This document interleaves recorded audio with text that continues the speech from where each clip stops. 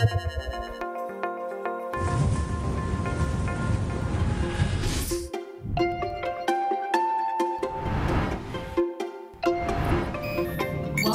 to UNTV's digital interactive broadcast.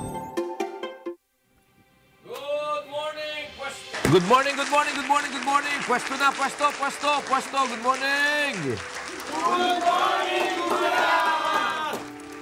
Wala ito. Para mga hindi pa nag-aalmusal. Good morning, Day. Good morning, Kuya. Partly cloudy ngayong araw sa Quezon City. Ang temperatura ngayon ay 25 degrees Celsius at inaasahang aabot ito ng 33 degrees Celsius mamayang hapon. Ayos, nakangiti ngayon si Day, ha? Hi, Alexa. Good morning. Good morning. Legendary comedian Phyllis Diller made her stand-up debut on this date in 1955. Throughout her career, she wrote over 50,000 jokes, including this classic, Aim High, and You Won't Shoot Your Foot Off. Nagjo-joke ka umaga-umaga. Obo. Good morning, Dong. Kuya? Ano? Parang nangangati na naman yung mga ano yung harapin mo nga pag kinakausap kita, marap ka nga sa akin, Dong. Good morning, Kuya. Magiging mainit ang panahon today, kaya para makaiwas sa dehydration at heat stroke, uminom ng maraming tubig, iwasan ang magbilad sa araw mula sa alas 10 ng umaga hanggang alas 4 ng hapon at magsuot ng komportabling damit at magdala ng pananggalan sa init ng panahon. Hi, Day. Teka muna.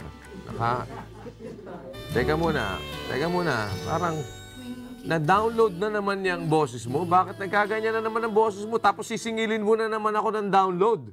Huwag kang mag-alala, Kuya. Trial version ito. Ang bihira. Bakit nga? Nagbayad na ako dun sa isang dinownload mo, ah. Kuya, hindi gumana ang bayad mo. Sumobra ka na sa credit limit mo. Ang bihira. Sumobra, nakabili ka na nga ng... Kinuha mo yan kay, kay Toy Story, Kuya, di ba sa yan credit yung card mo rin ito. Di ba sa suot ng cowboy dun sa Toy Story? Ay, hindi! Nakikita ko to suot ng chihuahua ni Sa aso to, Di ba? Grabe ang ginawa sa akin, Kuya. Ginawa akong chihuahua. Hindi nakita ko to sa aso ni Michael Pahatin to, Sabi niya, Kuya, pupogi daw ako kapag sinuot ko ito. Paano ka pupogi niya? Michael, bakit sinuotan mo ng damit aso to? Ay, di ba damit ng aso mo to? Ayan natatandaan ko yan Kaya pala amoy tuta ako, Kuya. Bihira. Oo nga kaya amoy aso Nakakita naman ng robot na yan na sinasabi ko na nga ba At may dala ka pa ng rosas. Para na naman yan? Kuya, pakibigay naman kay Day. Ayos ka. Sorry, but if those are fake, Ayan I don't understand. Ayan nakita mo, sumasagot si Day. Day. Kuya, please tell Dong that if those are fake, I don't want to receive it. Nakita mo? Ayan, tapo mo na yan. Ba, ayaw pang bitawan. Kuya, ang sakit-sakit. Oo, ayan, kantahin mo yung kanta nun sa Wishcovery. Ang sakit-sakit naman. Oo. Kasi ikaw, ang kulit mo. Aray ko, Kuya. Napakasakit talaga. Sinabi na nga, ay, hindi ka na nga Tiga mo, paano ka naman magugustuhan yan? Damit ng aso yung kinuha mo. Michael, magtutuos tayo mamaya. Tapos, Sabi mo, pupogi ako, ba't ginawa mo akong tuta? Akala ko ba AI ka, di ba? Dapat meron kang intelligence. Saka ba naman nakakita na hindi mo alam na damit ng aso yung suot-suot mo? Naniwala ko kasi ako, Kuya, kay Michael Pahatin. Wala, nasabi ko na sa'yo. Tapos nabago na naman ang boses mo. Nagboses ipis ka na naman. Tapos magda-download ka na naman Pag nag-download ka, sisingilin mo na naman ako. Diyan ka na nga. Tumahimik ka, ha? Huwag ka nang hihirit. Kakusapin ko si Day. Day, ano ba ang balita to, Day? Kuya, narito ang mga may init na balita ngayong umaga. Presyo ng gulay mula Hilagang Luzon posibleng tumaas dahil sa nakatakdang pagtataas ng toll sa North Luzon Expressway. Singil naman sa kuryente ng Meralco tataas ngayong buwan at oil price hike posibleng ipatupad ng mga kumpanya ng langis sa susunod na linggo. Bilang ng mga pulis na sinampahan ng reklamo dahil sa sari-saring katiwalian umabot na sa mahigit 8,000, mahigit 2,000 sa kanila tinanggal na sa serbisyo. Pilipinas kabilang sa mga bansa sa Asia Pacific na itinuturing na pinakamapanganib para sa mga kababaihan ayon sa isang pag-aaral. Mga motorcycle rider nag-vigil bilang pagtutol sa panukalan na lakihan ang plate number ng mga motorsiklo.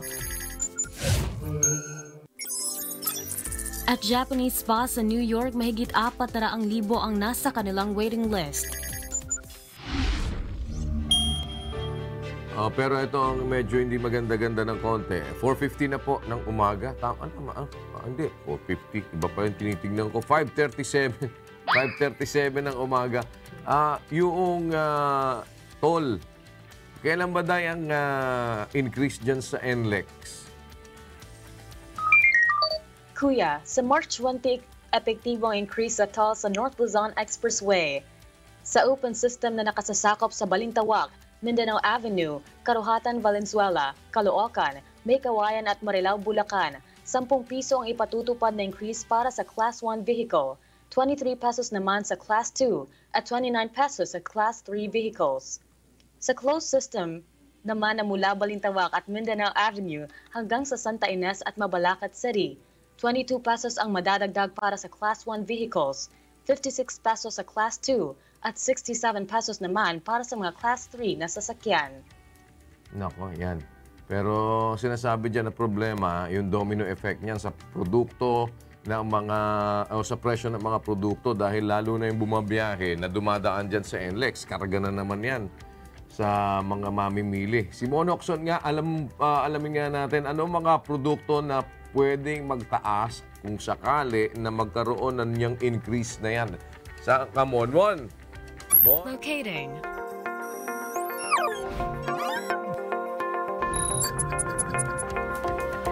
Saan yan, Mon? Mon, saan yan? Yes, Kuya, nandito tayo ngayon sa Balintawak, mismo sa may bagsakan ng mga gulay dito sa Balintawak Market. O, yan.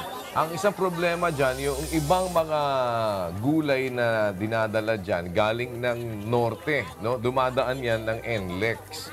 Ano mga possible na maging epekto niyan doon sa pag-increase ng toll fee dyan sa NLEX? Ano mga pwedeng maapektuhan dyan? Actually, Kuya, hindi lamang talaga basically mga produkto. Actually, pati serbisyo maaaring maapektuhan. Pero unang-una nga, gaya na sinabi mo, itong mga gulay na ito, na karamihan ang gagaling pa sa norte, partikular sa Baguio at ibang mga probinsya dyan sa Northern Luzon, ay maaaring tumaas ang presyo dahil nagtataas din yung toll. So, ibig sabihin, yung mga nagdi-deliver ng gulay papunta dito sa Balintawak ay kailangan ding magdagdag ng kanilang ibinabayad. Lalo na itong mga truck na naglalakihan na to, hindi naman ito mga Class 1 at Class 2 lang, kundi mga Class 3 vehicles ang karamihan, kaya siguradong tataas pati presyo ng gulay. Kuya, isa pa dyan, yung pamasahe, lalo na yung mga pumunta dyan, sumasakay ng UV Express mula Cubao pupuntang North Luzon, bawa dyan sa Bulacan, sa Pampanga at iba pang lugar, maaari ding magtaas yan dahil dun sa taas singil sa toll. Nako, yan ang masakit dyan. So, ngayon ba, kumusta ang presyo dyan? Medyo okay pa. Sa ngayon, Kuya, okay pa dahil March 20 pa naman ipapatupad. Nagtanong-tanong ako sa mga nagtitinda dito na okay pa naman daw yung presyo dahil marami pa naman ang dumadating. Sa ngayon kasi ang batayan ng presyuhan ayon sa mga nagtitinda dito, kapag marami daw supply, mas kakaunti o mas mababa ang presyo at kung mas kakaunti yung mga gulay na dumadating, doon daw nagkakaroon ng adjustment o pagtaas naman sa presyo. Diyan ako humahango dati ng pagka nagtitinda ako sa bangketa, diyan ako bumibili ng nyog, Na magkano na ba ano ngayon? Magkano na isang nyug ngayon? Ang bentahan yung nyug na hindi pa kayod. Meron ba dyan? Wala.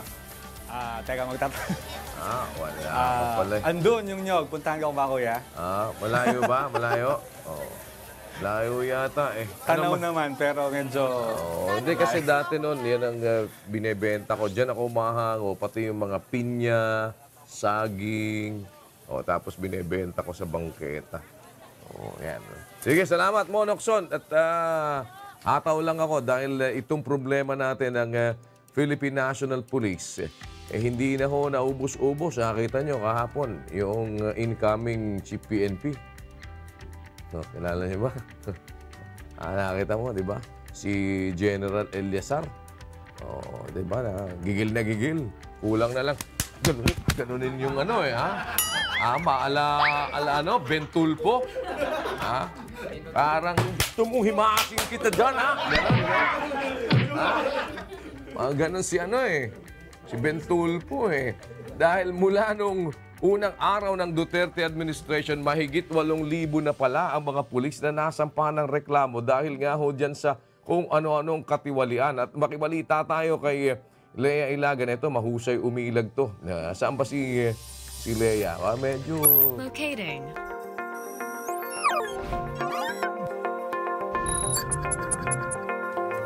Nasa QC pala si Aling Lea. Aling Lea! Lea! Ba? Ay, nakikipulis-pulis ka pala dyan, Kuya. Oo. Ano ba ngayon? Meron ba dyan? Kuya, kasi inaabangan ko dito si General Albayalde at itatanong ko sana kung yung 8,000 pulis mahigit ay nadagdagan pa ulit. Nasumpungan ko itong mga nagsusumba kasi Women's Month ngayon. Nagsasayaw sila. Nakikisayaw-sayaw ako, kuya, para pagpawisan ng konti. Pero medyo hiningal ka agad ako. Yan na sinasabi ko sa'yo. Kulang ka sa exercise Puro mga babae ba yung mga pulis na nandyan ngayon? Oo nga, kuya. Oo, kuya. Babae sila lahat. Dahil Women's Month ngayon, may mga lalaki yung nagbabantay lang sa paligid. So, sinubukan ko makisayaw ng konti. Nakakapagod pa. So, may affair ba ngayon ang mga pulis dyan sa Pame? Mamaya, kuya, alas 9, yun yung proper program nila. At ang guest doon, yung asawa ni General Albayalde, si Ma'am Sherry Lou. So, yun yung mamaya doon na sa loob ng multipurpose center dito sa Camp Crame, kuya. May program proper. Dito ngayon, simula alas 5 daw, nag-umpisa sila alas 5 hanggang alas 9, magsasayaw sila para magpapawis. Ang theme nila ngayon, kuya, ay We Make Change Work. Yun yung nakalagay doon sa entablado, yung tarpaulin doon. Hiningal ako. Kumusta na? Ano na latest? Kasi usually, kuya,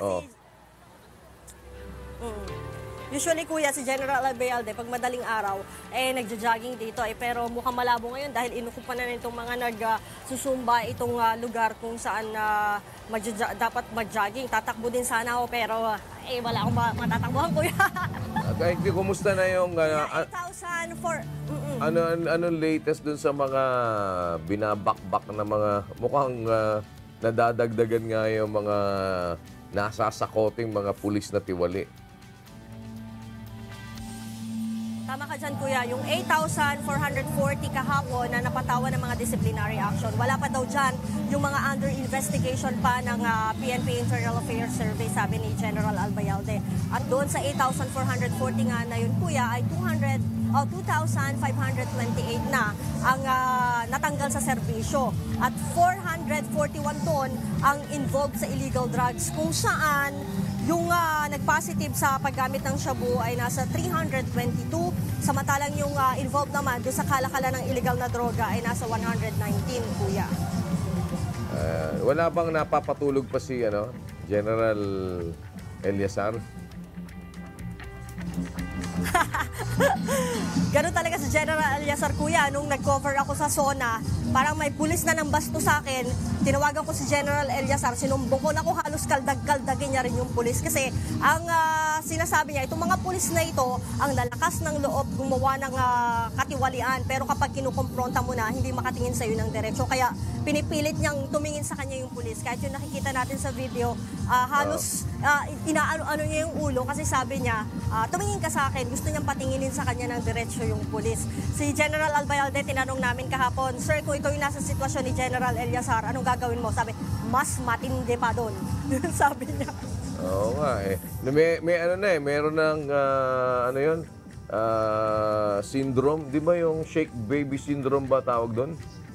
Shaken baby syndrome ba yan? Ano ba yun? Di ba gano'n? Oh, inalog-alog na eh. Oh. Ulang na lang eh. Ibentol po eh. Oh.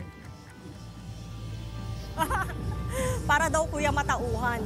At saka sinasabi niya, bakit ayaw tumingin sa akin itong mga pulis na to? Tatanungin ko naman. Kaya madaling uminit ang ulo ni General Eliazar. Actually kuya, nung nag-press con kami, noong isang araw, medyo humingi siya ng paumanhin kung medyo na high blood siya at nagaldag niya, shake niya yung pulis.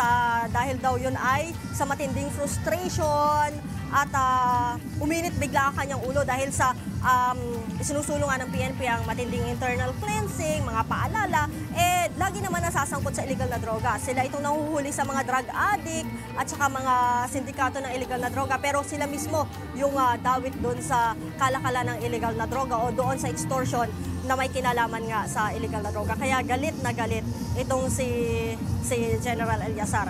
Kahapon nga, tinext ko siya Sir, kinatigan ka ng Pangulo para natuwa sa iyo ang Pangulo. So, kaldag pa more, shake pa more. Hindi ako sinagot.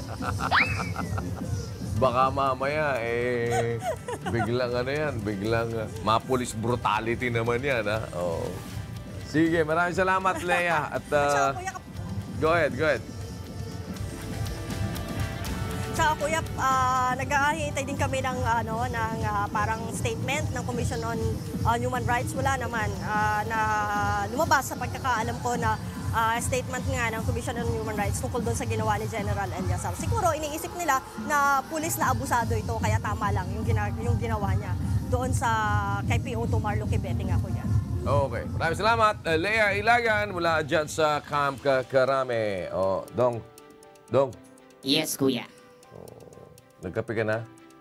Kuya, hindi po ako nagkakape. Anong iniinom mo? Kuryente, kuya. Kuryente ang iniinom ko. Ganyan ba yung nakakainom ng kuryente? Isusuot ng damit aso?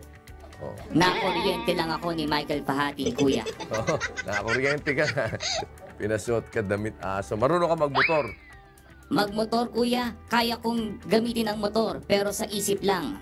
Hindi abot ng paa ko.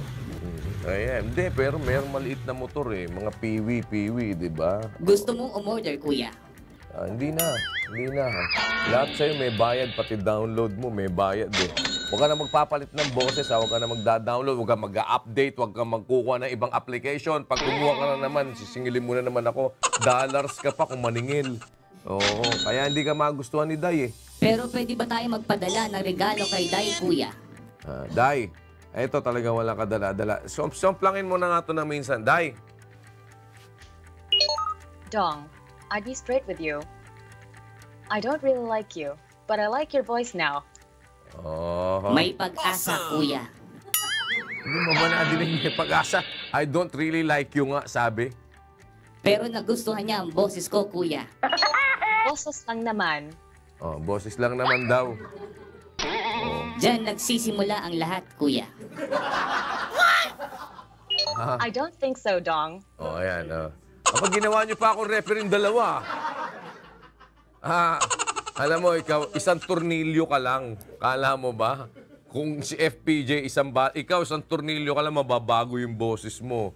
Oh, pag hindi nagboses ka naman, ngayon boses ipis ka. Mamaya, magiging boses, ano ka? Boses Kuya, butiki. tulungan mo naman ako kay Day. Aba, ang tarantadong robot na to. Langya ka. Ginawa mo pa akong tulay. Ha? Isubsub kaya kita. Umupo ka nga. Umupo ka na lang dyan, ha? O, upo ka dyan. Mamaya, maubusan ka ng baterya, kagaganyan mo. Alam mo, kaya ako tinatanong yung sa motor ko, yung nagmumotor kayo, lalakyan daw yung plaka. Plano yata nila yung sinasabi kasi nitong mga motorcycle group, yung mga rider na nag-ipon-ipon dyan sa Maynila, tinututulan nila yung panukalang batas na nagsusulong nga na lakihan yung plate number ng mga motor. Mukhang malungkot si Asher Kadapan dahil balak niya pa namang bumili ng motor. Ilalagyan niya tayo mga driver ng motor dito ng plakas. Ano? Paano ba yan? Saan ba si Asher? Asher! Locating.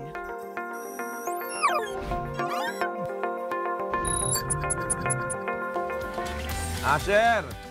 Parang motor mo ba yan? O nakiupo ka lang? Kuya, nakiupo lang po ako dito. Nakatambay po ako sa may labas ng Manila Police District press corps habang naghihintay tayo ng storya ngayong umaga. Ano ba nangyari? Ano yung kagabing grupo ng mga rider na nag-ipon-ipon? Ano bang istorya nila? Kuya, kagabi nga pinuntahan natin yung storya nila at yung mga nagsagawa ng vigil. Ito yung mga ilang grupo mula sa motorcycle riding community na ang nagpapahayag lang sila ng pagtutol nila doon sa pagsasabatas nga nung Senate Bill number 1397 o yung Motorcycle Crime Prevention Act of 2017.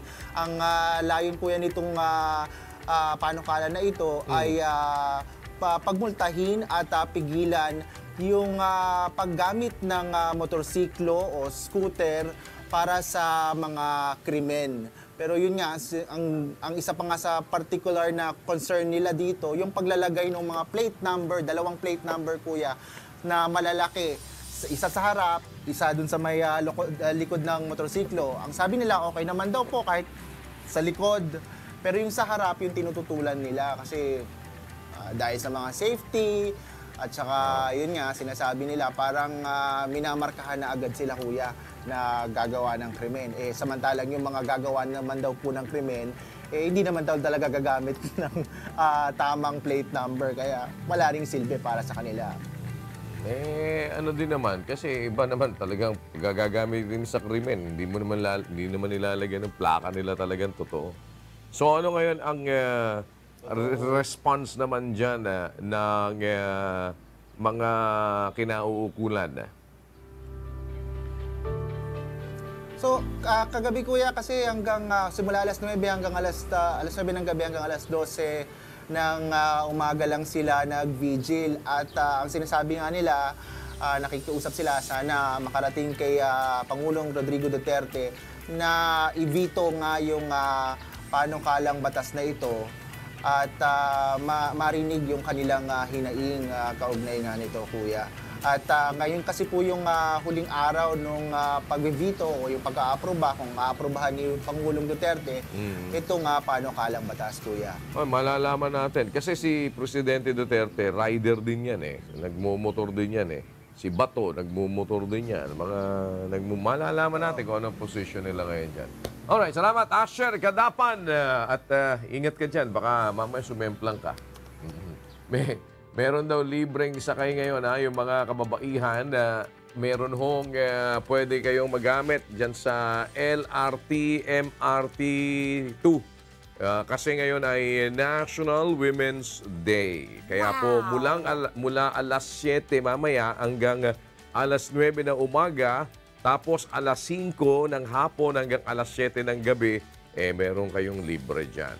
Pero speaking of kababaihan, batay po sa isang pag-aaral, isang Pilipinas sa mga bansa sa Asia Pacific na di umano ay pinakamapanganib para sa mga babae. Why oh why? Alamin natin mula kay Rosalie Cos. Nasaan ba si Rosalie? Locating.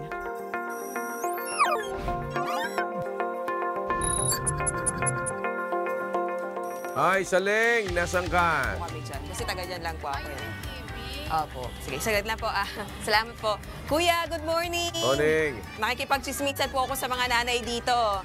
Kasi meron silang nakaschedule na Zumba every day from 6 to 7 a.m. Nag-a-assemble pa lang yung mga nanay po natin dyan. So, nakikipagkwentuhan ako sa kanila. Baka interesado akong sumali para makapag-Zumba kahit papano, kuya. Ala ko, interesado kang maging nanay din Oo. Sabi ko na nga ba? Sabi- Ba't ko nga po ba nasabi?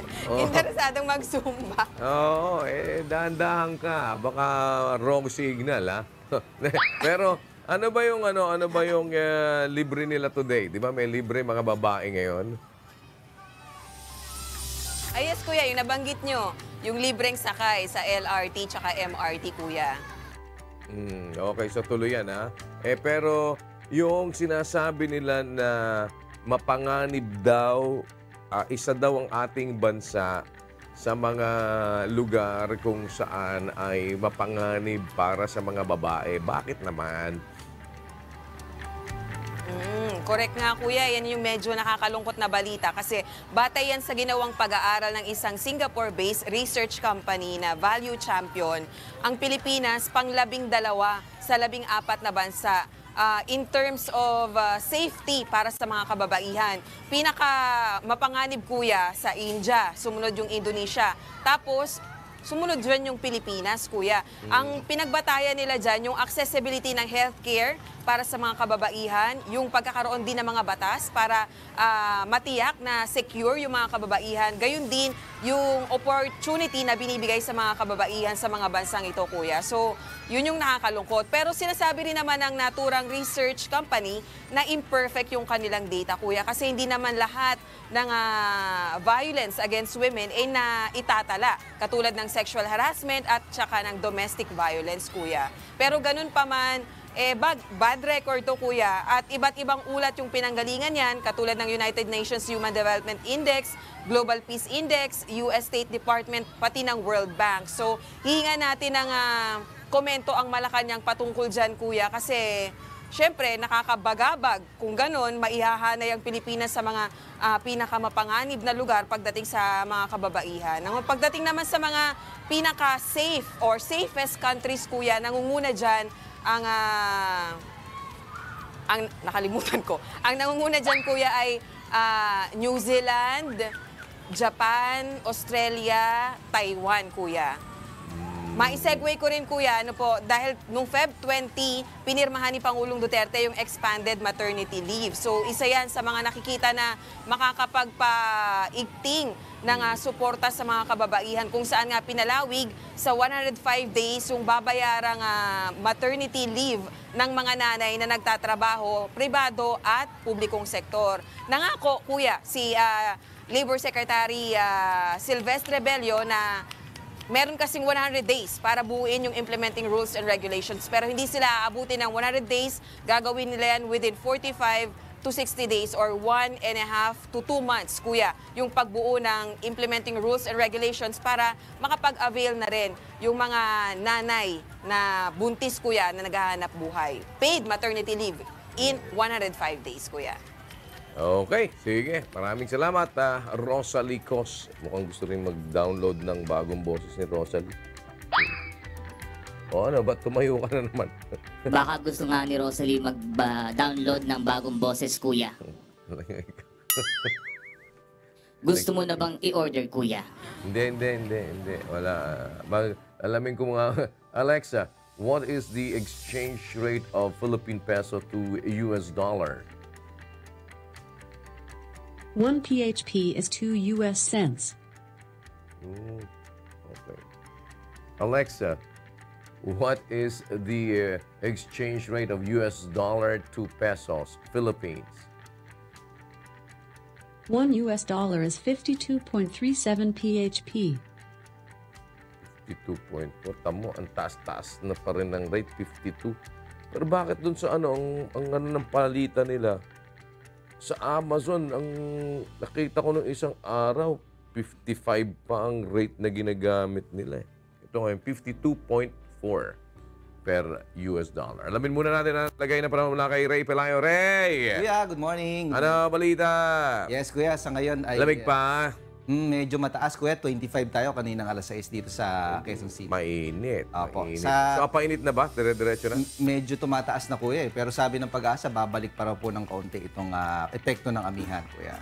So, medyo meron pang rebound, Meron pa po, May pero- pag-asa pang lumamig-lamig ng konti. Yes, kuya. Lalo na po dun sa may area ng Batanes, yung dulong Hilaga. Kumusta Baguio ngayon? Baguio, 15 degrees Celsius tayo kanina lasing. 15, Tagaytay. Tagaytay, kuya, nag-to 21, 22 pa rin po tayo. 21, 22. Not that, ano na. Pero pwede pa. Oo. Ano ang paandar natin? Yes, kuya, yung ating tungkol po sa sunflower, kuya. Sunflower. Yes. Oh. Yung sunflower po, kuya, sinasabi kung bakit po sumusunod yung pinakabulaklak ng sunflower sa pagsikat po ng araw. Ang tawag po nila dyan, kuya, yung heliotropism, yung pagsunod po ng nitong araw na ito dito sa yung pagsunod ng araw na yan o ng sunflower dun sa kung saan papunta po yung araw, yung po yung tinatawag nilang heliotropism. O dahil naman po yan, kuya, dun sa tinatawag natin na auxin, yung pinaka-growth hormone nito pong nasa sunflower. Yan pong auxin na yan, kuya, sinasabi nila na nagtatago kung saan mayroong shade na bahagi nito pong ating sunflower. At doon siya na nagko-concentrate. Kaya pag nangyayari kung saan po yung shade nito, doon naman ngayon nagbe-bend o doon siya humaharap. Kaya habang yung araw po ay pupunta po sa kanluran, doon naman po sumusunod yung pinaka-bulaklak nito pong sunflower. Pag ganyan po, kuya, pagdating naman ng hapon, ay yung sunflower naman po ay bumabalik doon sa silangan para abangan naman po yung pagsikat muli ng araw. Nagkakaroon sila ng tinatawag na circadian rhythm o yung parang internal body clock nila na nasasanay na sila ganun every 24 hours na ginagawa po yun. At pag po yung pinakabulaklak po ng araw ay nakaharap po yun sa araw, mainit po yan. So paborito po yan puntahan, kuya, ng mga bee o yung tinatawag po natin na pukyutan. Diyan naman po nagkakaroon ng pollination na tinatawag po nila. Kaya po nagkakaroon ng magandang bulaklak.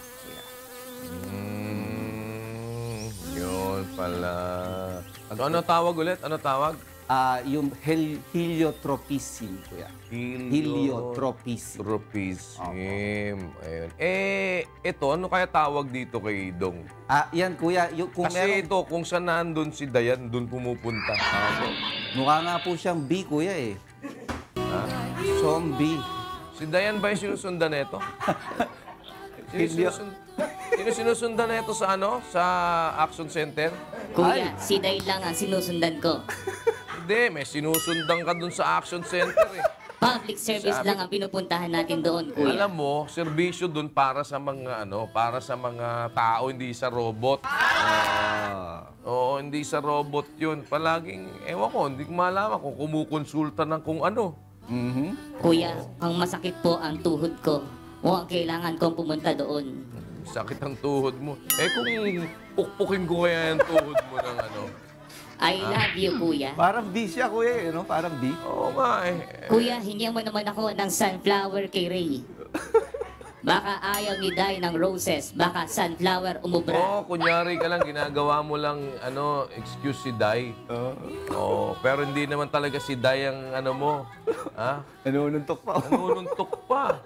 Hindi naman si Day talagang ang mo tinatarget mo eh. Sino ba, kuya? Sino ba ang niya? Taga-action center nga, sunod. Kasi nakikita ko, baka maapakan to dito. Nandun sa action center, ano bang ginagawa niyo dyan? Public service lang doon, kuya. Public service ka, ha? Oo. Nako, kawawa kayo pagka pinatulan nyo yan. Kuya, maawa ka naman sa akin. Ay, nako. Ako na Nasasaktan na ako kay Day. Ako na magsasabi siya. Mabuti nga si Day, ganyan eh. Di ba, Day? Ayos ka ba, Day? Gawing panakip butas. Huwag mo daw siyang gawing panakip butas. Ikaw lang, Day, ang laman ng puso kong robot. Dapat ka na lang magtiis ka sa tiis ka sa bana. Day, ano ang abangan to, Day? Kuya, ito ang mga abangan.